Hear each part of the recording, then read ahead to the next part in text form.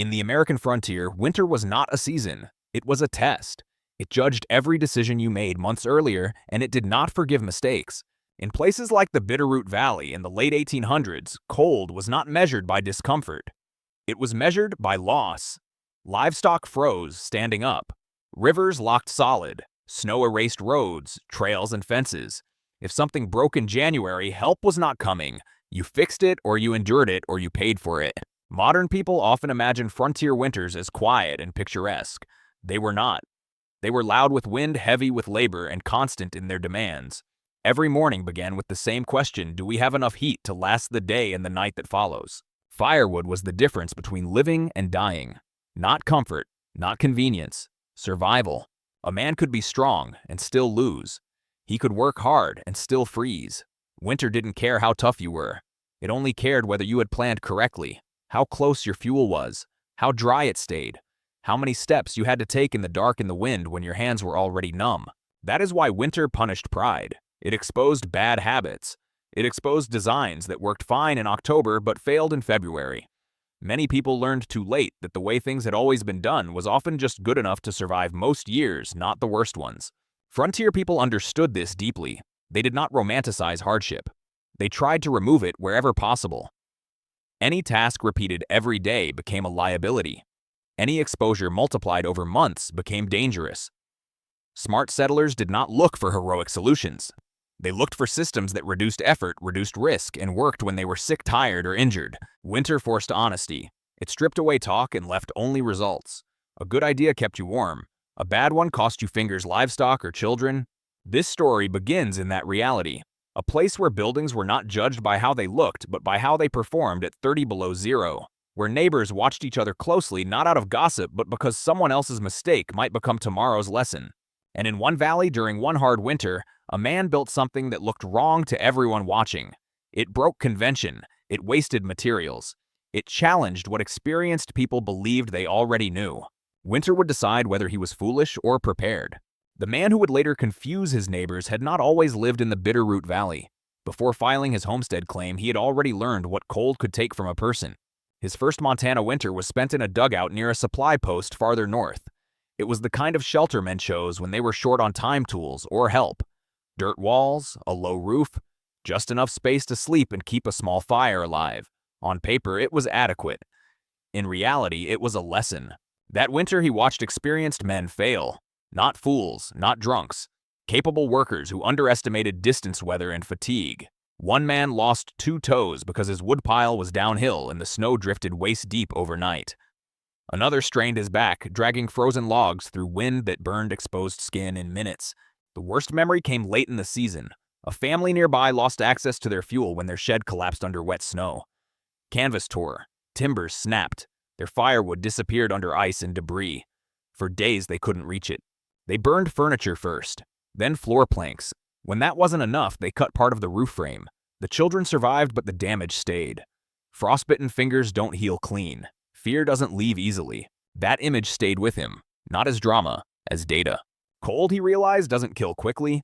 It wears you down. It forces bad decisions at 2 in the morning when your hands shake and your thinking slows. The problem was never the stove. It was everything that happened between the stove and the woodpile. When spring came and he claimed his own land, he did not start with crops or fences. He started with one rule. His firewood would never be far away. Not 10 yards. Not across a drift. Close enough to reach when injured. Close enough to reach when exhausted. Close enough to reach without stepping outside at all. That decision didn't come from cleverness. It came from memory, from watching winter expose weak designs, from understanding that strength fades, weather turns, and good intentions mean nothing if access fails. He wasn't planning a building. He was planning against failure. On the frontier, firewood was not a background concern. It was the central resource around which everything else was organized. A stove without wood was useless. A strong cabin without heat was a coffin. People who ran out of food could sometimes stretch another week. People who ran out of firewood in January did not get a second chance. Modern thinking treats fuel as something you buy. Frontier thinking treated fuel as something you protected. Every split log represented hours of labor calories burned and future safety. Losing wood to moisture, rot, or inaccessibility was not an inconvenience. It was a direct threat. Firewood had 3 enemies: distance, water, cold. Distance stole energy. Every step through snow cost heat and strength. When wind cut through wool and leather, hauling wood became dangerous work. Many injuries happened not during storms, but during routine trips made when people were already tired. Water stole heat. Wet wood did not burn, it boiled. Energy meant for warming, a room was spent driving moisture out of the log. Even seasoned wood lost value the moment snow soaked into it. Cold locked those problems in place. Once winter set in, wood froze solid. Frozen moisture could not escape. Logs stayed heavy and stubborn. Splitting them became harder, sometimes impossible. A frozen woodpile in November stayed that way until April. Most homesteads accepted this. Woodpiles were placed a short walk from the cabin. Sheds were built where convenient, not where they performed best. This worked in average winters. It failed in hard ones. The mistake was thinking of firewood as storage instead of a system. Frontier survivors who lived longest understood that daily tasks multiplied over months became risk. If you had to fight the weather twice a day for 5 months, the odds were against you. The goal was not endurance. The goal was removal of unnecessary struggle. That was the insight forming in his mind. Firewood should not sit outside, waiting to be attacked by weather. It should live where heat already existed. It should be dry, reachable, and ready without effort. The cabin and the wood did not need to be separate. That assumption came from habit, not logic. Once that idea took hold, the solution stopped looking strange to him. It started looking obvious. When construction began, people stopped to watch. Not because they were curious, but because something looked wrong. Instead of building a woodshed at the edge of his clearing, the man framed a structure tight against his cabin walls. Then he kept going. One side became 2.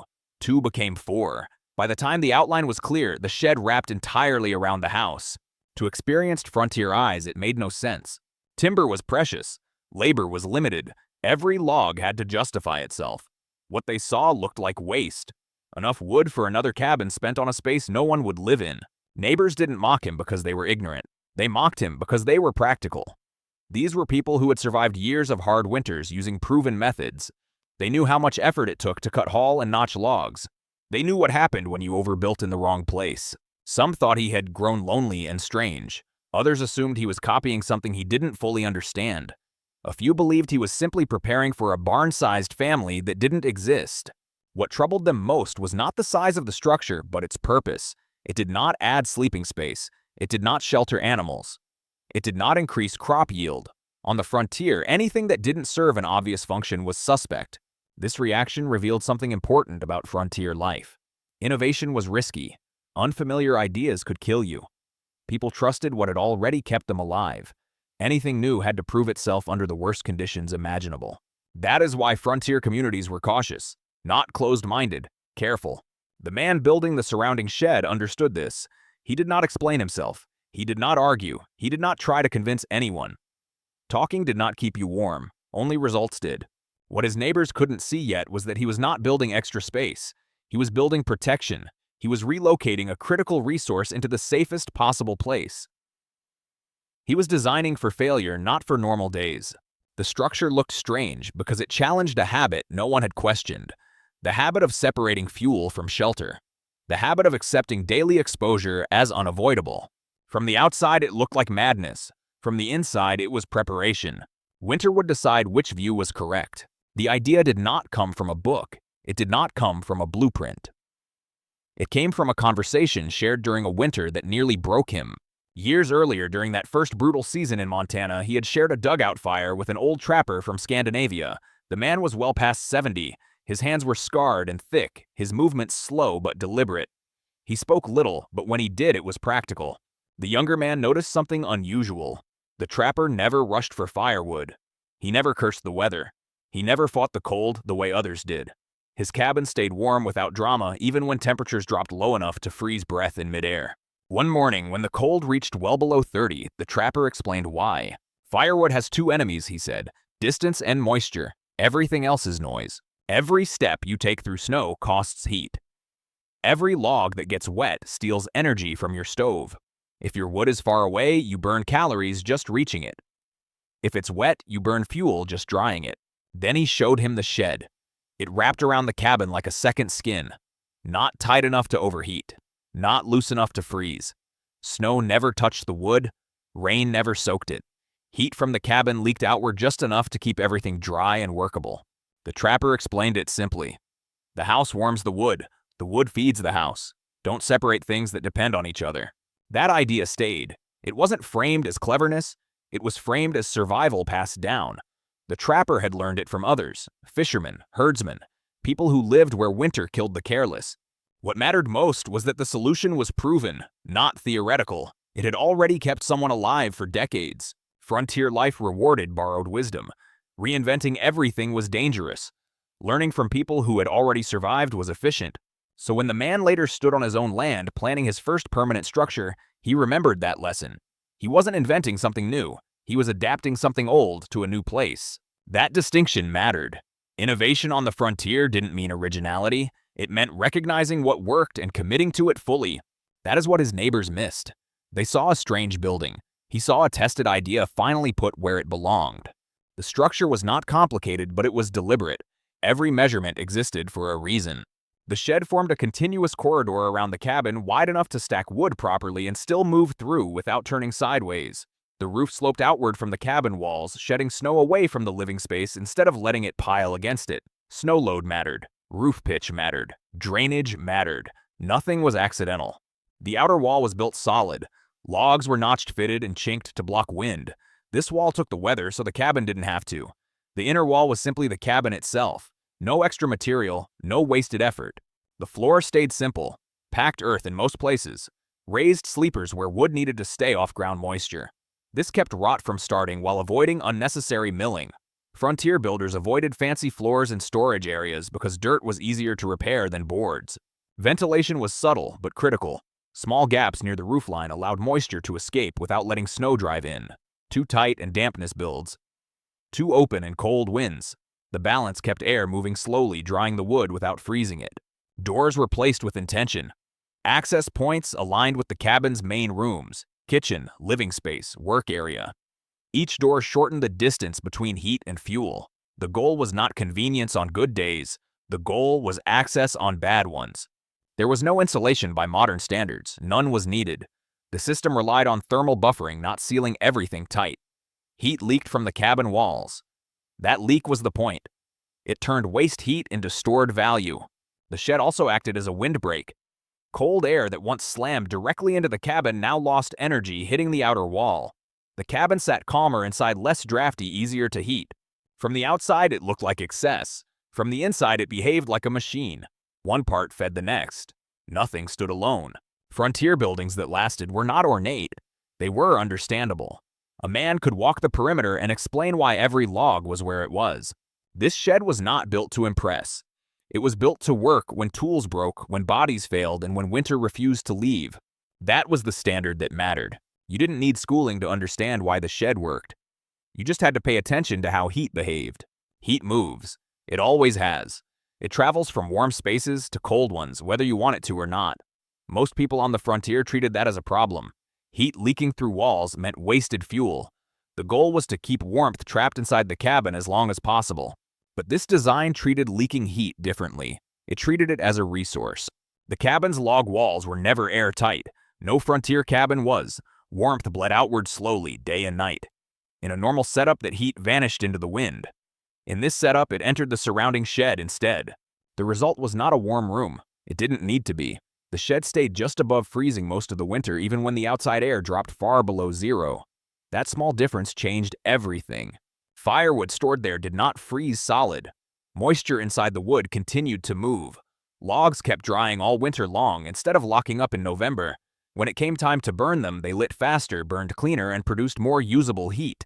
There was another benefit most people didn't expect. Wood that isn't frozen splits more easily. That mattered when kindling was needed quickly. It mattered when hands were stiff or injured. A system that worked only when you were strong was not a good system. This one worked when you were tired. The shed also controlled condensation. Warm air rising from the cabin carried moisture with it. As that air cooled inside, the shed moisture escaped through ventilation gaps near the roof instead of soaking into the wood. It was a slow, steady process. Quiet. Reliable. No math was required to see the outcome. Less moisture meant less wasted energy. Less wasted energy meant less wood burned. Less wood burned meant fewer trips, fewer injuries, and more margin for error. This wasn't clever engineering. It was practical observation. People had seen the same effect in smokehouses, root cellars, and animal shelters for centuries. Heat didn't need to be trapped perfectly. It needed to be directed. By placing firewood where wasted heat could reach it, the man turned a loss into a gain. He didn't fight physics. He used it. On the frontier, that was the difference between constant struggle and quiet competence. The first real storm arrived without warning the way serious storms often do. One day the valley was quiet and gray. The next it was buried. Snow fell hard for 2 straight days. Wind drove it sideways, packing it tight against anything that stood in its path. Drifts climbed higher than fences, higher than wagons, sometimes higher than cabin windows. When it finally stopped, the landscape looked smooth and harmless, but movement became work. This was the moment every homestead was judged. Men stepped outside before dawn to dig paths to their woodpiles. Shovels rang against ice. Hands went numb. Time disappeared into effort. Some sheds were buried completely on the windward side. Others were locked shut by ice where melting snow had refrozen overnight. Fetching firewood turned into an ordeal. One trip was never enough. Fires needed feeding all day and all night. Each return trip cost more heat than the last. In one cabin, a man spent over an hour cutting a trench just to reach his fuel. In another, logs had frozen together so tightly that they had to be pried apart with iron bars. Back muscles strained, fingers cracked and bled. Inside the surrounding shed, it was different.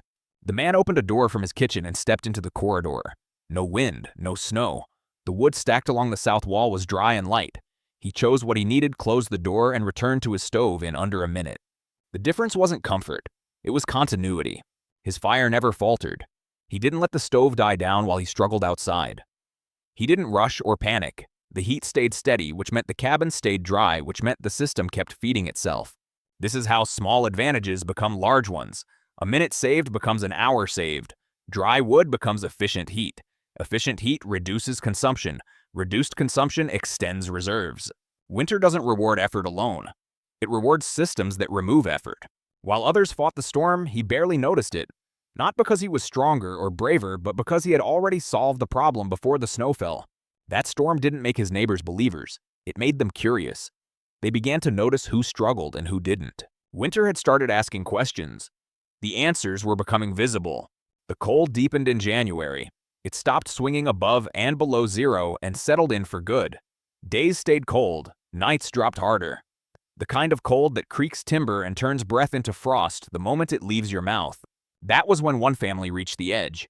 In a nearby cabin, a young child developed a harsh cough. The air inside the house felt damp and sharp. Ice traced patterns along the inside walls. The fire was burning, but not hard enough. The father knew why. He had been rationing wood. Like many careful men, he feared running out before spring. He fed the stove just enough to get by. That strategy worked in normal cold. It failed when temperatures dropped far below anything he had planned for. By early morning, the choice became brutal. Burn more wood now or preserve what little remained and hope the weather eased. He chose the child. He stoked the fire until it roared. Heat finally filled the cabin. The coughing eased.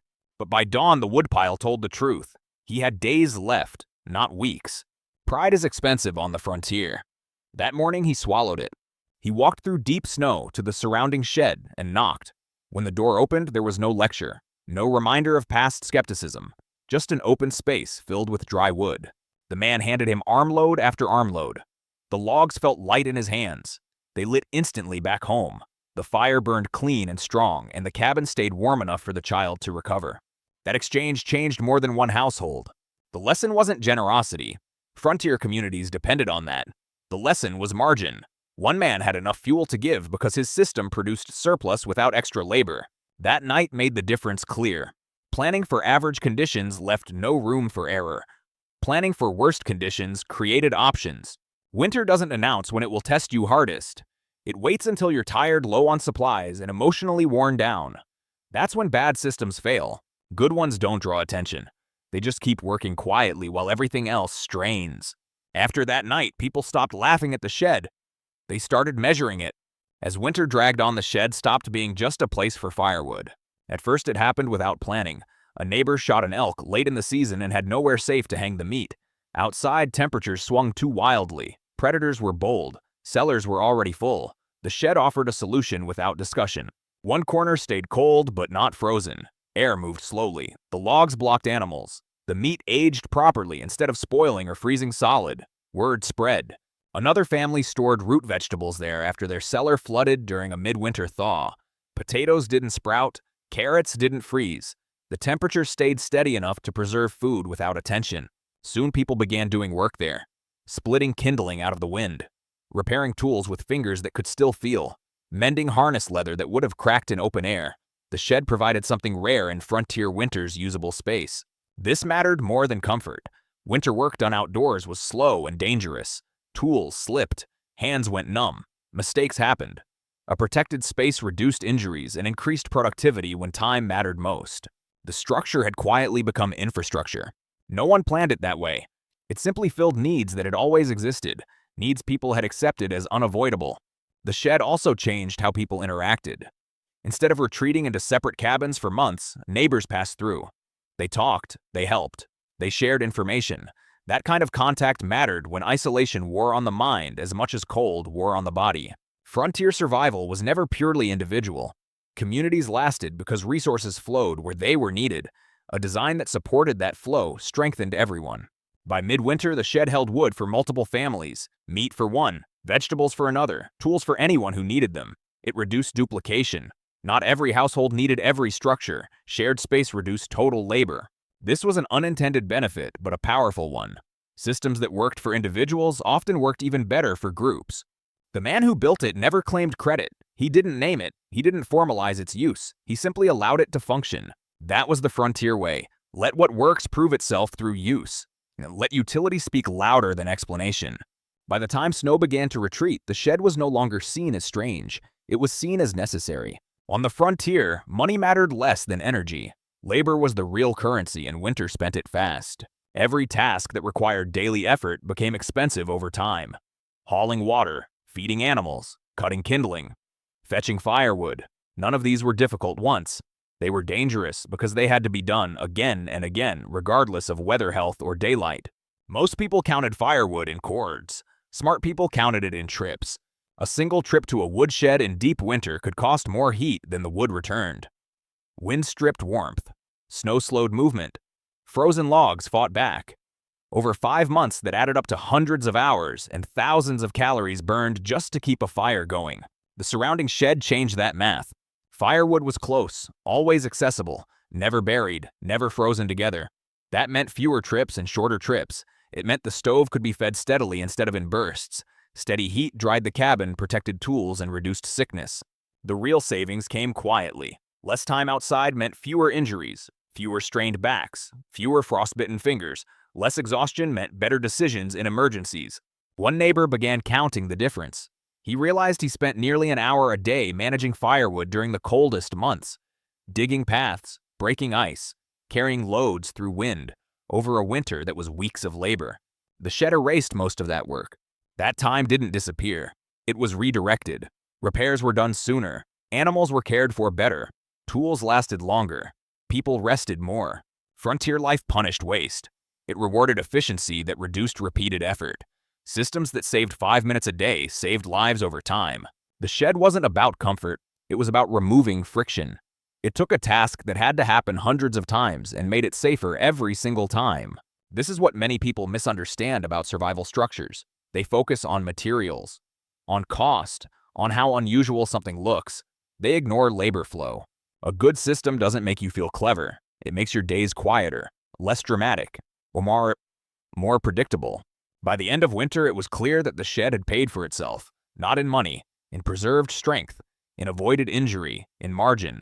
On the frontier, margin was everything. Spring did not arrive gently. It arrived all at once. Deep snow in the hills melted fast under warm rain. Creeks swelled, then jumped their banks. Low ground flooded. What winter had locked in place, water now pulled apart. Most cabins sat high enough to stay dry, but outbuildings did not. Woodsheds built downhill, filled with water. Stacked logs soaked from the bottom up. Mud crept in. Foundations shifted. Some sheds collapsed when saturated ground gave way. Firewood that had taken months to cut and split turned useless in days.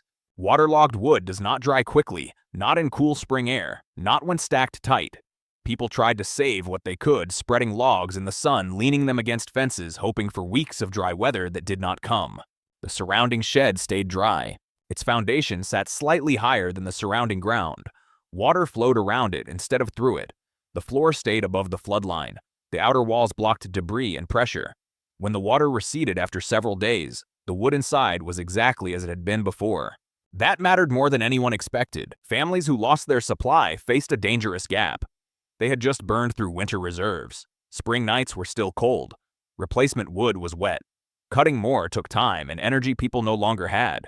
The man with the shed shared again, quietly, without accounting, enough to carry neighbors through the shoulder season until proper drying weather returned. This revealed something important. The shed had protected against more than cold. It protected against variability. Frontier conditions did not fail in one way.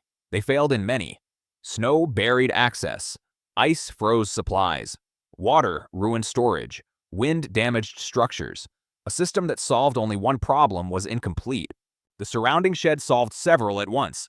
It kept wood dry in winter, accessible during storms, usable during illness, protected during floods. It reduced exposure to multiple risks without adding complexity. That is the mark of good design. Fewer parts, more coverage. After the flood, people stopped calling it clever. They called it obvious. They rebuilt their storage differently, higher, closer, integrated. They had learned the hard way that survival wasn't about reacting well. It was about removing points of failure before they were tested. The shed had passed another test, not by resisting nature, but by staying out of its way. Good ideas did not spread on the frontier through meetings or pamphlets. They spread through observation. People noticed who stayed warm, who didn't panic during storms, who still had dry wood when everyone else was scrambling. Results traveled faster than explanations. At first, neighbors asked simple questions. How high was the foundation? Why that roof pitch? How wide was the corridor? They didn't ask out of admiration. They asked because winter had embarrassed them and they were paying attention now. Then came copying. One family built a partial version wrapping only the windward sides of their cabin. Another raised their shed closer and tighter than before. A third added removable partitions to separate wood from food storage. Each version reflected local needs, terrain, and available labor. This is how frontier knowledge evolved, not through perfection but through adaptation. No two surrounding sheds were identical after that first winter. Some added vents near the roof. Others incorporated smokehouse sections. A few built double walls to trap air for extra insulation. Every modification was tested immediately by weather, not opinion. When something worked, it stayed. When it failed, it disappeared. That is why useful designs spread quickly in hard places. There was no room for tradition that didn't earn its keep. People borrowed freely. Pride gave way to survival. What's important is that no one treated the design as proprietary. Knowledge that keeps people alive doesn't belong to one person. It belongs to the conditions that demand it. Within a few years, variations of the surrounding shed appeared across the valley. It became normal, not because it looked good, but because it solved real problems with fewer moving parts. This pattern shows up everywhere humans face harsh environments. Similar buffer spaces appear in Northern Europe, Central Asia, and mountain regions around the world. Different materials, same logic. Protect critical resources, reduce exposure, use waste heat, minimize daily effort. The frontier didn't invent these ideas. It rediscovered them under pressure. That's how practical wisdom survives. It disappears when conditions soften. It reappears when stakes rise again. By the time new settlers arrived, they assumed this was simply how sensible people built. They didn't know who started it. They didn't need to. What mattered was that it worked. And on the frontier, that was the only credential that counted. The shed did not last forever. None of these structures did. Years later, new heating methods arrived. Coal, oil, electricity. Fuel became something delivered, not harvested. Heat became constant, automatic, detached from daily effort. The old problems faded, and with them, the solutions. Buildings changed. Efficiency was outsourced to machines. Storage moved back outside. People stopped designing homes around survival and started designing them around convenience. The surrounding shed became unnecessary. Then it became strange again. Then it disappeared. What survived was not the structure, but the lesson it carried. Buildings are not neutral. They shape how much effort life requires. A poorly designed structure demands strength every day. A well-designed one protects strength for when it's truly needed. The man who built the shed did not survive because he was tougher than his neighbors. He survived because he listened to someone who had already solved the problem, then committed fully to that solution. He did not fight winter. He removed places where winter could hurt him. That is the part we tend to forget. Survival is rarely about dramatic moments. It is about reducing small, repeated risks before they add up. The people who mocked the design were not foolish. They were relying on habits that had worked well enough in most years. What they missed was that good enough leaves no margin when conditions turn hard.